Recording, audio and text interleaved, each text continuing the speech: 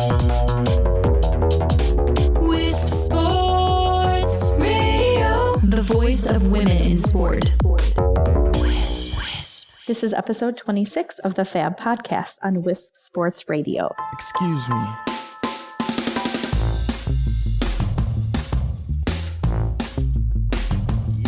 The FAB Podcast is the weekly show brought to you by females in athletic business or women in the sports business, where we believe that women in sport deserve extra coverage. Welcome to this week's episode. My name is Kristen Ray, and I'm the founder of Females in Athletic Business and one of your hosts of the FAB Podcast. Today, we have the final episode in our series on networking at sports industry events. So we're welcoming back business owner, trainer, and master networker, Janice Porter. Janice, thanks so much for being with us again. My extreme pleasure, Kristen. Thank you so much for having me. Absolutely. So for anyone who didn't catch our first two episodes with Janice, I would definitely recommend going back on our webpage and listening because Janice told us about the first step in her networking process, which is really doing some really good research into the event that you're going to and the people who might be there. And then in the second episode, she gave us some great specifics for productive conversations, as well as the best ways to kind of exchange contact information with the people you meet at these events, which can often be kind of awkward. But today we're going to finish up with her last step in the process, which is the follow-up, or what we should all be doing once the event is over. So Janice, welcome back, but let's jump right in. Is there anything we should make sure to do before we actually leave that networking event that will make the follow-up process easier on us later?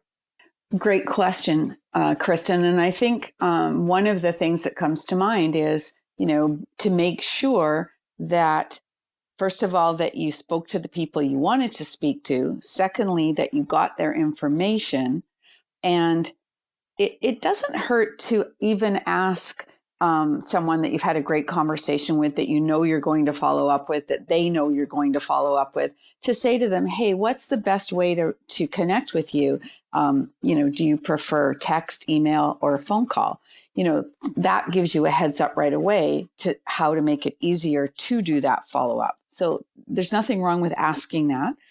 And secondly, if you have their business cards, then when you leave, what I often do if it's an event where there's been a lot of people and it's been very busy is I'll go to my car and I'll look at the business cards and just quickly make notes on the back. This person, we talked about this, or I want to comment about the fact that they have 5 kids, or whatever it is that will remind me who they are. So those, I think, are a couple of things. And that way, when it does come time to follow up with them, you're not straining yourself to remember what you talked to them about or what you connected on. Exactly. And you'll be able to recall the things that you wanted to maybe mention in your follow-up. And that's a good lead up to my next question is, when is a good time? How soon after the event is it appropriate to follow up? You don't want to do it too soon and seem too anxious, and you don't want to take too long because then it's not relevant anymore. Well, I love the fact that you said you don't want to do it too soon because you don't want to seem too anxious. Because I remember back in the day when the phone was really important, and I used to teach receptionists how to answer the phone. And one of them said to me one time, well, I don't answer until at least the third ring because I don't want them to think that I'm too anxious. And I'm like, wait a second, this is not a guy calling about a date. This is business. So you want to answer before the third ring, okay? So similar kind of thing, right? And I don't know if you're familiar with, my phone's ringing, I can't stop it. I don't know if you're familiar with Dr. Ivan Meisner, who is the founder of BNI, Business Networking International. And he's a superb master of networking. And I really go by his method. And his method is 24/7/30, which means within 24 hours, make some kind of digital contact, text or email, or even a phone message that basically says it was really nice to meet you at the such and such event. Always say where you were because you want to make it easier for that person to remember as well. And, perhaps even say, I'll be in touch, within the next week to follow up or to book our coffee date we talked about, or whatever was relevant. But within 24 hours to do some kind of digital connection. Now, why does that seem important? Because I'll tell you, not anybody does it. Nobody does it. Sorry, nobody does it. So you will be in like a very small percentage of people who actually stand out in that you take care to follow up right away. So 24 hours. And that digital connection within 24 hours, it might seem, somebody might instinctually be like, 24 hours, that's soon. But when it's a quick, hey, it was really nice to meet you. Yeah, it's not intrusive into their space or into their world. You're not asking them for anything. You're just following up, right? Exactly. And just to show that you appreciated their time or their conversation, and, you'll be in touch. So 24/7/30. So within 7 days, if it's appropriate, connect with them on social media. Again, I think that's something that you might have asked in a conversation. Hey, are you on LinkedIn, or are you a Facebook person, or whatever feels like the most appropriate? Usually in those business events, it's probably LinkedIn. And reach out to them that way. And then within 30 days, you want to do what we call the tangible touch. Send a note, send a card, do something that solidifies the connection that you want to make. And within those 3 time periods, I would suggest that within the week, you followed up with a phone call, because that's, especially if you want to move the conversation forward, and that's the plan, that you want to, make sure that they know who you are, make sure that you can have a coffee with them, or pick their brain about something, or, whatever it is that the conversation was about, you want to move it forward. So even though I say within 7 days social media connection, that may be the way to then further the move to the next meeting, especially if it's LinkedIn, because most people do reply to their LinkedIn messages, and that would give you an opportunity to do that. I think it's really the habit of, before you leave the conversation, saying, hey, would you be okay if I give you a call next week to follow up?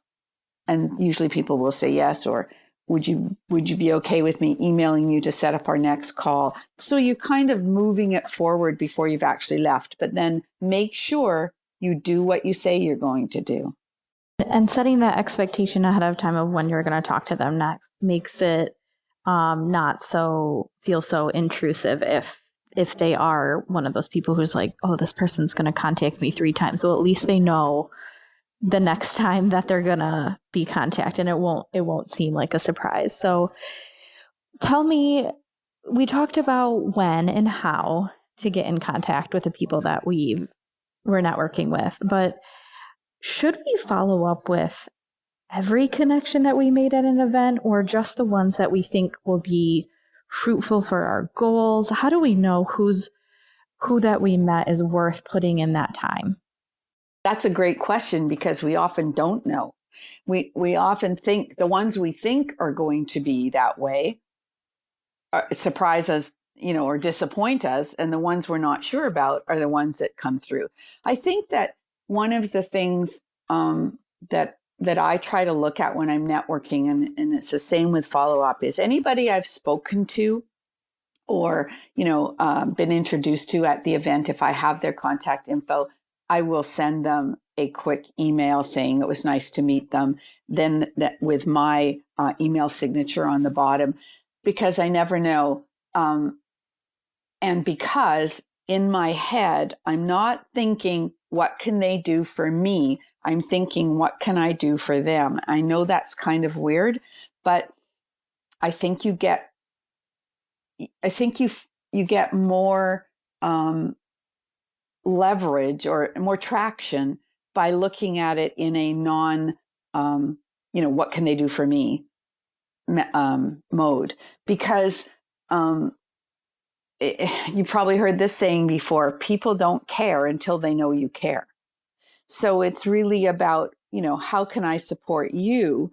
And I know in some of these cases, these are women who are meeting higher up, executives and so on. And so that would seem rather, arrogant to think that way. And I don't mean it to be that way. I just mean, there's often something you can do to show that you care. And that's really why I say don't rule anybody out, because you don't know. It may not be them. It may be somebody they know, right? And then you'll get an email back with, a strange request or like an unexpected request, or from somebody you didn't expect to get one from. So you just never know. And if I could just add, the stats on follow-up are quite astounding, really. Everyone knows that the fortune is in the follow-up. Then why do so many people ignore that piece, right? I know that these aren't all sales situations, but just keep in mind, 48% of people that go to networking events never follow up. Well, and I think it's just uncomfortable. I think a lot of people find that part of the process uncomfortable. They don't want to put anyone out by, asking them to go to lunch. Or I think you're right. If we can make the follow-up process more about what can we do for you, then people will be more comfortable, because we won't be basically writing that email to ask someone for something, because that's what it seems like a lot of the time networking is for. Can I get an interview with you? Can I have lunch with you and pick your brain? Can I apply for a job that you have open? So if you can somehow frame the follow-up to not be basically bothering them or asking them for something, the follow-up won't feel so awkward. And I imagine that takes a lot of practice. Well, I think you're right. And I think also, though, it takes a shift in mindset. And it's like, don't think of these people as they're on a pedestal. They're just people. It's the same kind of, I think, the same kind of attitude about how we put professional athletes on pedestals and movie stars on pedestals, right? They're just people. They just want to be respected. And in the case of people who are in the public eye, they want some privacy. But if you treat them, respectfully, it'll be fine. So yes, you don't want to jump in and say, hey, can I get that interview, or be so direct about what you want. But you maybe just think about, hey, if you give me that 20 minutes of your time, you may get to know me and see how maybe I can best understand your business to share it with other people, or, get to know more about them. And people are pretty good about things like that if you're honest and authentic, right? And would also a good idea be, if you're getting some reluctance in your first couple of tries, maybe getting in contact with them, or they seem like maybe that meeting isn't something that they're ever going to do, is it okay to then use them kind of as the next step in the network? And that, so-and-so, it sounds like maybe I might not be able to help you with that. Could you link me to the person who might be more appropriate to talk about this? Like, is that something that's appropriate to do once you've made that contact after the event? I think so. Yes. Why not? It's being honest and open, right? The thing is that I think, and I'm not sure what, your opinion is on this, but I think that when you're at an event and you're talking to someone, you get a pretty good idea in your, through your own intuition, whether you want to pursue it, whether you feel as though they're open to the next thing. And especially if you ask, are you okay if I follow up with you? There's nothing wrong with that. Would it be okay if I sent you an email to set up a coffee date, or to buy you coffee, or whatever? They may say, call my secretary. They may say, or my assistant, I should say. Excuse me. But whatever it is, just be honest and authentic. I think, and I know this sounds weird, but in this conversation, but I think it helps if you have all of your ducks in a row. You have your LinkedIn profile up to snuff. So in case they check things out when you've emailed them and they haven't actually spoken to you again, right, in this follow-up, to make sure that you're, worthy of their time. But at the same time, you must think you are. You have to come across as confident. So it's about the story in your mind, right? I like that you mentioned that about social media, because I think that whether they remember you from that event or not, they may go back and check that, and just to see exactly like you said, is this worthy of my time? And we have to make sure that that we're coming across as professional, that we're coming maybe on our social media, we're making it clear what we might be able to help them with or why we might be contacting them just based on our aura on social media. And that way it will make more sense to why they're going to, donate their time basically to talk with us or meet with us. I like that. It's a good idea. Keep in mind also that if and when you get that next follow-up meeting, it's just beginning, right? So make sure that through the process of whatever this is, that you're following up and thanking people and showing appreciation throughout the process. Now, that's, again, if you've even done it once, you mustn't forget to follow up each time, because you want to show that you appreciate someone's time. Now, I did mention briefly the third piece being the tangible touch. And you know, Kristen, that one's close to my heart, because I'm associated with a company called Send Out Cards that makes it easy for people to do that tangible touch. And that's where you can send it sounds crazy, but in this day and age, but an actual greeting card that they get in the mail, which, by the way, has like the endorphins that come from having a greeting card delivered to you in the mail, is way more today than it ever was, because we get so few. And it gives you the opportunity to put your photo on the back or something, so they'll remember who you were as well. And then once you had the meeting with them or moved things forward, you send them another one just to thank them again, because, as I said, it's never too much. It really isn't. I wanted to share a story with you, if I may, about that tangible touch. Do we have time for just me to read a little story to you? Yeah, please do. So this is about it's a true story, and it's about a fellow in Australia, in Sydney, Australia, who runs a corporate recruiting company, and he finds IT talent for large corporations, and he tries to stay ahead of the pack. So this is a story in a book I just read, and I quite thought it was interesting. He calls it he says, I call it my $250,000 card story. For quite a while, I'd been pursuing a potential client who was a senior project director running an IT project. I knew quite a few other people who worked on the project as well. The challenge was this project director was very busy, and I knew there were a bunch of other recruiters who also wanted to supply IT talent for this project. Every time I tried to approach her by email or phone, her personal assistant would say, I'm sorry, she's not available. She's in a meeting, call another time. And this went on for close to a year. So this guy was persistent. Very persistent. Right? He kept working at it. He never gave up. Every few weeks or a couple of months, he'd call again and try to see if he could get in touch with her.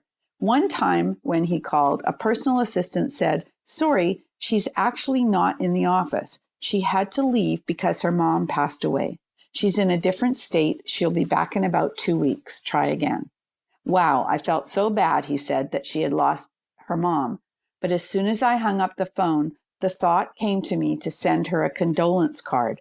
So I went to send out cards online and created a card that said, "Sorry for your loss, hoping that you and your family are doing well. If there's anything I can do to help, please let me know." It was a really simple card, but I sent it off to her and then I forgot about it. In about 2 weeks' time, I answered an unexpected call, and it was this director. Her personally. She said, "I just wanted to call you and say thank you for the card. It really touched my heart. When I came back, obviously I was upset with the loss of my mom. There was only one card and it was sitting on my desk." She expressed her appreciation and then said, "What do you do? How can I help?" I said, "In the last few months, I've been trying to reach out to you. I've got this amazing consultant who can help you out with the project." I wasn't in her panel of approved vendors, but we set up a time that I could fly out and meet her. Even though she's an incredibly busy person, we ended up sitting and chatting in a cafe for about 2.5 hours. We talked less about work and more about her family, her children, and where she lives. It was an amazing conversation and a connection. When we were finished, she said, "I'm going to call the procurement manager. I want to make sure you are on our panel and we're going to start working together." This interaction translated into $250,000 for that particular project, which is still ongoing, and we still have a very good business relationship. And really, he says in the end, making a connection on a personal level is what relationship marketing and life is all about. Sometimes we forget that businesses are run by people. And he acted on a prompting, and look what it got him. And I really think that's follow-up in a nutshell. We make it about them. We make it sincere. We're looking to get the business, but look what triggers people, things from the heart. Absolutely. He did such a simple thing. And it ended up being super impactful. It took him 2 minutes, right? Yeah. Mm-hmm. Wow. Well, it's just a good reminder of how impactful something really small can be. And luckily it worked out for him. But before I let you go, you mentioned the company Send Out Cards that you're affiliated with and that you're very passionate about. Just give our listeners just a little bit more information if they're looking to kind of find out more about that. And I can tell our listeners that I did learn a little bit more about Send Out Cards, and I can see it being super impactful during a sales process. And I can see it being super impactful just for anyone who wants to kind of streamline their follow-up process. So talk a little bit more about that. Thanks, Kristen. So Send Out Cards is basically an online relationship marketing system that gives you the opportunity to create and send either single cards or what we call group send cards or scheduled cards out to anybody and everybody that you want to. And if anybody is interested in taking a closer look at it, I am happy to have them do so through me. And there's 2 ways they can do it. One is they can contact me, and basically it's janice@janiceporter.com, and it's JANICE. And I'm happy to give them a free demo and let them send a card to test it out. The other thing they can do is go to my website. And by the way, we have a phone app as well. You can do it either way. It's sendoutcards.com/Janice Porter, and they can send a free card there and test it out if they want to. Or again, they can contact me and I will definitely show them different things that they can do. What makes it so interesting is its ease of use and the impact that it really has. I mean, I can tell you story after story, really, of how it has created more referrals for people in business, how it has, as in the example I just read to you, drawn attention to somebody that was not on the radar, really, how it makes you feel. So when you send a card, when you get a card, it's really cool and you really appreciate it because all you get in the mail normally is bills and junk mail, right? And ads and crap that you don't want. Yeah. Yeah, exactly. Right. And cards get opened 100% of the time. So that is something to think about too. Emails get lost in the shuffle, even though we still use them a lot. Excuse me. But they do get lost in the shuffle. A greeting card does not. And what the owner of Send Out Cards always says is, what you appreciate appreciates. So when you show appreciation, it rubs off on the other person. And it in this day and age where everything goes by so fast, to be able to, put a card on. And by the way, if you put that person's picture on the card, it's so personal. Absolutely. Absolutely. And I can say that from experience because you sent me one. Well, Janice, I want to thank you so much for being with us for all of these months. Oh, it's been fun. Your information from step 1 to step 2 to step 3 has been so wide ranging. And I think that when the women who listen to our podcast listen to all 3 episodes in the series, they're really going to feel so much more ready to go to an event or to be at a convention. There's so many conferences in the sports industry that are open to us, and so much of it is networking. And I just feel like we'll be so much more prepared to make the best of those events. So thank you so much for the invaluable information. We are so grateful for the information and your time. So thank you so much again for being with us. My pleasure, totally. And if anybody wants to reach out and needs some questions answered about networking at any of those 3 parts of it, I'm happy to help. So I'd love to hear from people for sure. Conversations from the world of women's sports. This is Wisp Sports Radio. Wisp Sports Radio can be found on any podcast app. Follow Wisp Sports on social media at Wisp Sports. Please give us a 5-star review on iTunes to help promote coverage of women in sport. To follow Females in Athletic Business or this podcast, use FAB.org on social media. The FAB Podcast is a co-production of Females in Athletic Business and Wisp Sports. Check out Females in Athletic Business at www.fabsportsorg.com. Thanks for listening and for supporting women in sport everywhere.